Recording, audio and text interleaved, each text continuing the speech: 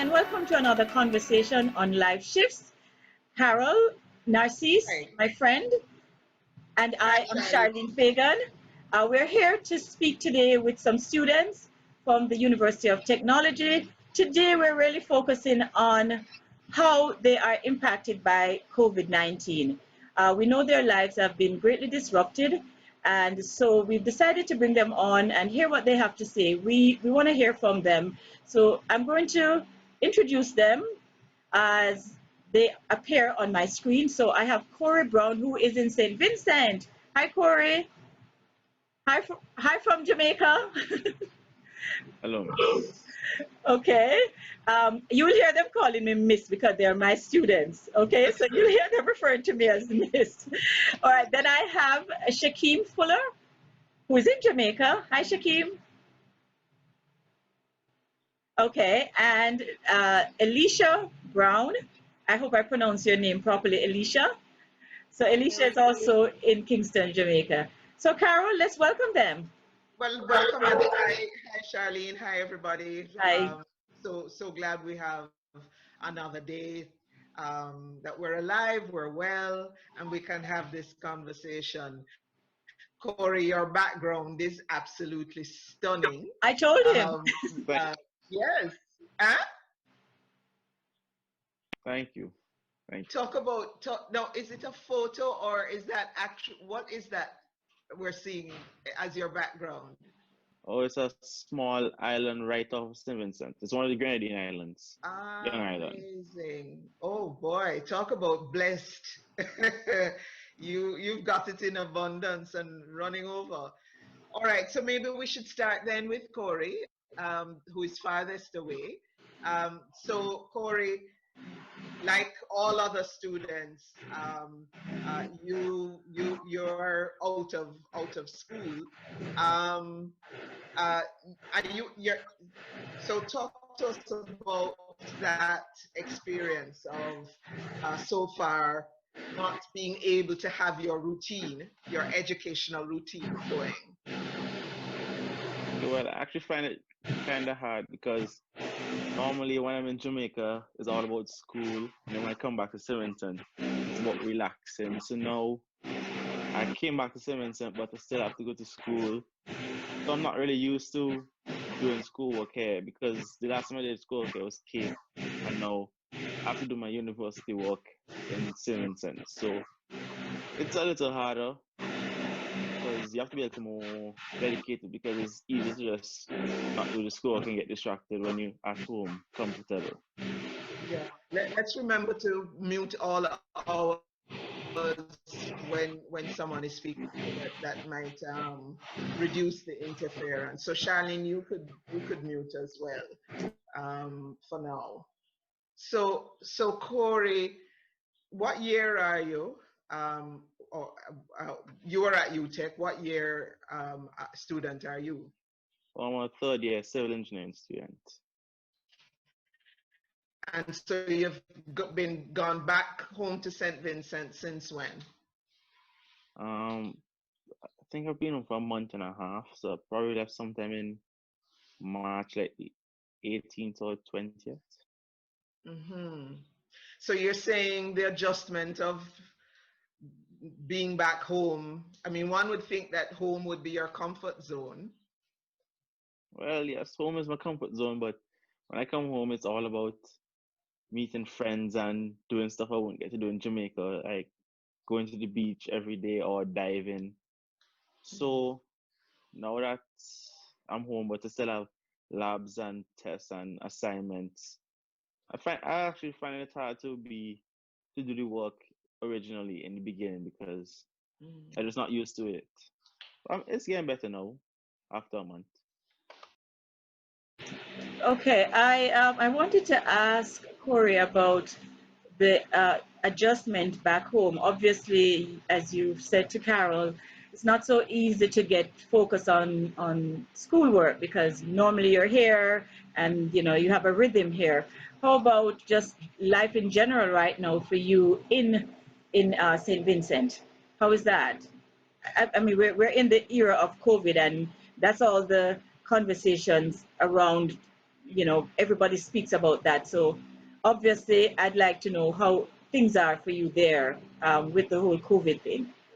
Well, it's not that bad because, as I told you earlier, we don't really have that many cases. So, and most of all the cases have been related to somebody coming back into the country. So, it's not all that bad.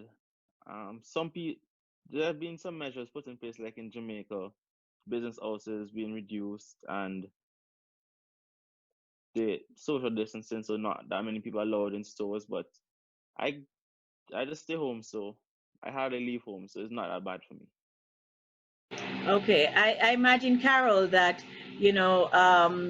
having not, he's not here, he's not in Jamaica, he's in St. Vincent, and to add to the anxiety of not being in school if things were worse there. So at least it's not so bad. Yeah. At least it's not so Yeah. bad. So Shakim, what's occurring for you since the lockdown in terms of education and the shift to online learning? How is that working out for you? Well, it's working well now, but when it just started, it was a big challenge, as you all might know already. Getting getting everyone connected. The Zoom thing was really new, so everyone had to be adjusted for that. And it also opened up a new doorway. The Zoom thing, getting everyone in contact with the social media, even people who weren't on social media and doing all this, they are now interacting with others and making it fun as well, because I have nieces and nephews and they are doing classes on Zoom as well. So they're home every day doing the Zoom and the teachers make it fun for them. And yeah, there are other stuff that we all got adjusted to. So it's not that bad right now.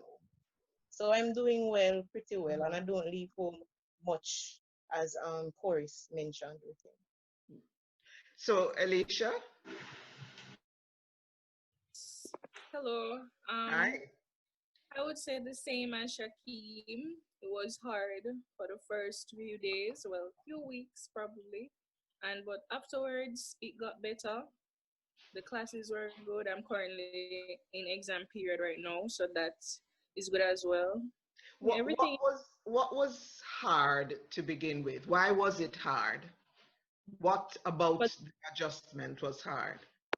for the online classes because I've never done online classes before, and certain things that I would probably learn better with the teacher in the classroom. I'm not getting that from the online classes. So along with the online classes, I have to be on the YouTube to try to learn stuff. Hmm. That was the challenging part, and for connecting to the online classes as well. Charlene, Charlene, Yes. isn't it fascinating, right? We're in 21st century, 2021, and yet online learning was not a thing. Exactly. Wasn't I part didn't of know it would have been. wasn't part of the norm. It, to me, that's a very fascinating realization that we've had the tools. Education has had these tools at its disposal in Jamaica, but it took a crisis to have us um, be utilizing the tools in this way. Although we know that one of the things that it's making very stark are the inequities in our education system, because not everybody is having access to the online material. But so I wanted to get a little bit more from the three of you, Cory, Shakim, Alicia. How come you're just discovering that online learning is a thing? Let me before the answer, let me just add one thing to what you said about online learning. It's well, my background is education, and I've taught in many places. However, I'm finding that the students here, the tertiary students here in Jamaica, because I also have taught in Canada, it seems so novel to them and so challenging, but it's such a regular thing for my students in Canada. It would not have been this much of a fascination, having to switch to online, because many of the classes are offered online. The same classes that they would take in the classroom, they're offered online there. So you're right. It is fascinating that here in 2020, with these young people who are so tech savvy, that is such a challenge for them. So yeah, I do find that very fascinating. I see them laughing because you'd figure they'll just get it, get onto it. But this So let's hear, system, I want to hear from yeah, each of you yeah. whether you feel as if this now is a way of learning that you want to see kept. Shakim, maybe we can get your response first. Well, it's not new, first of all. Online learning has been worldwide because people does class exams and do studies Right, but it online. seems it And seems before, as but if it the was not Caribbean was popular. slow to be Right. It was utilizing the not technology. implemented in general everywhere, you know. Hmm. So it's a bit yeah, I agree with Carol, that Miss Carol, sorry, that it is fascinating to all of us, or most of us, doing the online thing, because as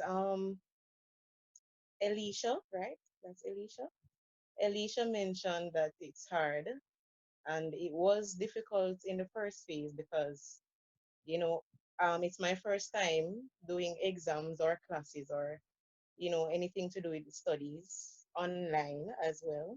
So it's a bit it's fun now and relaxing, and you know as going into well, I've done exams already. I've done several. I think I have two more. I have yours as well, miss, so I'm preparing for that. So And I hope Alicia, that, yeah, sorry. Alicia, sorry, Shakim, but Alicia, you had said that you have started um, doing independent learning activities on using YouTube and so on. Again, is this something novel for you? Had you been doing that before? And what are you now learning? How comfortable are you with this approach to your own learning? Yes, I've always been using YouTube because for some of the courses I don't really understand from the teacher, so I learn better from YouTube. So for now, for some of the subjects, it's for some of the subjects such as like general chemistry. It's my first time doing chemistry at UTech, so it was a bit hard for me to catch on with the students who learned better. So for now with the online classes, I have to I have to keep watching the videos over to get what the teacher is saying, because for few of the classes I missed them because of this corona thing now, so I had to be on the road and stuff because they post the videos after. So I have to keep watching the videos and going on YouTube to try to understand it. But I'm catching on now because I have someone working with me, so I'm learning pretty well now from it. And Corey, Well, I agree with Shakim because online learning has been around long time, but I think the main issue is that most of us were going to school and then were pulled out of school and just had to adapt to the online learning. So it's not something that we were used to, and for some of the courses it's harder because when you have a technical course, it's very hard to do things online, especially labs, because I had to do a lab at home and it took me about three tries just to get the lab right.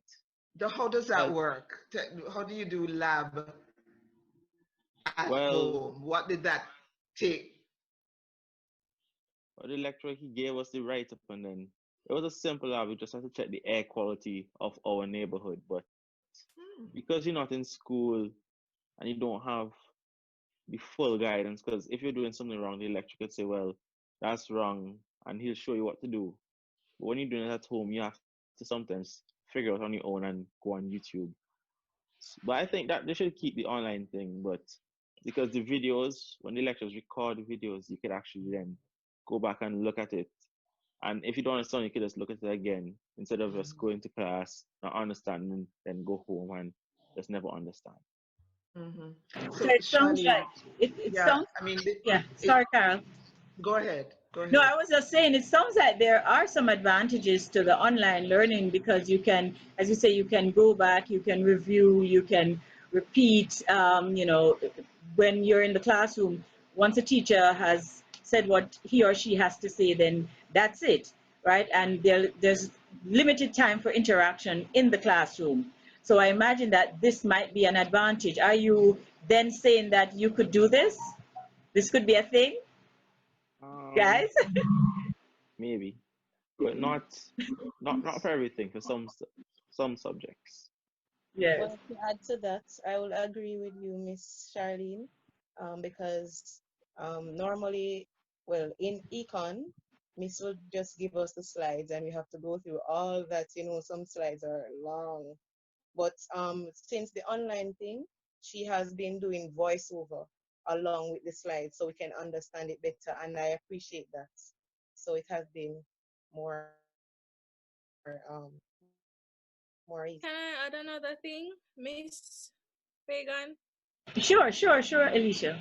I, I heard Cory said something about the labs. It has been really difficult for some of my labs because for a subject, the lecturer is really bad at notifying us because I spent days completing labs, and when it got to the due date, he said that he's going to cancel them, and that was really hard for me. But it's for some of the subjects. I think I would do well with the online classes for some subjects.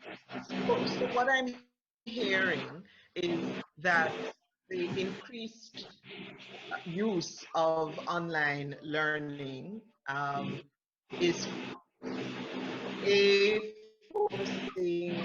forcing lecturers, teachers to be more creative, perhaps in how they are preparing the material that they're delivering. One, two, they're also having to perhaps provide more written resources that you can refer to. And three, I'm hearing that the ability to refer to the recordings is also, as you said, Charlene, good for reinforcing learning, giving people the time that they need to catch up, to understand, etc. So there are those pluses. I wonder, do you have a sense of whether your peers are all online and have equal access to the online resources? What's your sense of that? Shakim, I see you shaking your head. So we don't all have access to the internet, and some students have been challenging where that is concerned. And I don't know if it has been um, dealt with, or if any student has been assisted in any way.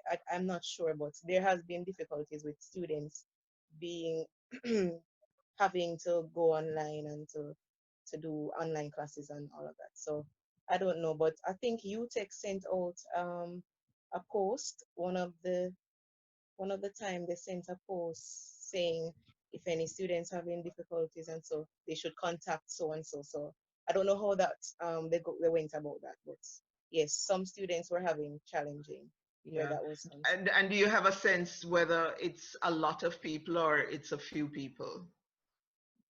I know it might be difficult because you're locked away in your own space, but perhaps you're all online together in WhatsApp groups or otherwise. Are you all Well, connected? Don't to think we my are. knowledge, I think it's only a few. Go ahead. Huh? Oh, I'm saying that I don't think all of us are connected because some of the classes they have to be repeating them. Some the lectures they post like 2 or 3 classes over because they have to do it with other students that don't get it from the first try. Mm-hmm, mm-hmm, mm-hmm. Cory, how is it in St. Vincent in terms of access to Well, the for me, technology? it's easy for me because all right, I had access all the But time. I don't beyond think you, though, I'm interested in sort of in a generalized way. Do you have a for the sense youth of, experience in 7th or just all the students. generally connectivity and access to online resources amongst your population and students? Okay, well, the government, the Ministry of Education just started doing some online classes, and some of the private secondary schools started. So I think one is St. Martin, they were the first to start, and then everybody's following. I have friends who are teachers, and they have an online classes regularly. So, and I think the NTRC, which is the NTRC, is giving people disadvantaged people Wi-Fi internet access at a discounted price. I think it's just $10 a month, which is probably 500 Jamaican a month for some internet access. So it's not that bad. I think this actually kind of helping the world to people with education. I'd like to speak from the standpoint, the perspective of a lecturer. Um, my students have group activities to submit, and a few of them contacted me to let me know that they were having difficulty gaining access, and a very small amount of them did not have access at all. So I had to adjust the way that assignment was delivered, and so that presents a bit of a problem. So the implications of all that's happening, is far-reaching, and it's really different for different people, in terms of even location. One student is in Manchester, and he has challenges all the time getting connected, staying connected. He gets connected, but staying connected. So it really has, implications for different people in different ways. Lucky for you, Cory, you don't have that challenge in St. Vincent, obviously, but I know across Jamaica, everybody doesn't have the same access. And even if you have access, the reliability of the service, it poses a problem sometimes. Yeah, So, and lots of adjustment. the bandwidth for downloading things, and when everybody is online at the same time, Yes. must be a challenge. We're in the time we have remaining for the conversation. I want to shift a little bit, because to find out how much of a social life are you missing? How much are you missing your social life? Young people, the assumption is younger people are party animals. You may or may not have been. You may or may not have had your church as your main place to go to. So how have things how has the adjustment been in relation to your social contacts, compared to how it was pre-COVID? And how are you adjusting and adapting? Well, Any of you can take that. for me, it's not a major difference, because the only things missing is just the face to face. We WhatsApp, we video call, we this, that. So I'm still getting in contact with friends and family, and I'm still having a social life, just not having them to see them face to face. So that's the least of my problem. Alicia? Difficulty for me is with church because I always go to church, but they make WhatsApp groups so the church members can talk and stuff. As for the social life, we have WhatsApp, we have Instagram and stuff to talk on. So that's not really difficult for me on that part. And Cory, what about you? How is social life there in St. Vincent? Well, for church, not that many people go to church right now because they're saying that they don't want too many people in the churches. But my church they do a live stream on YouTube, so I could just watch it on YouTube, and if I miss it, I could just look over at the video, and I still go out. I don't out that much, but I do sometimes leave home and go somewhere. But I don't really go around my friends because most of them they're either working right now or they're busy and they have schoolwork. So it's not, as Shakim said, it's not really affecting me because I it's not that bad.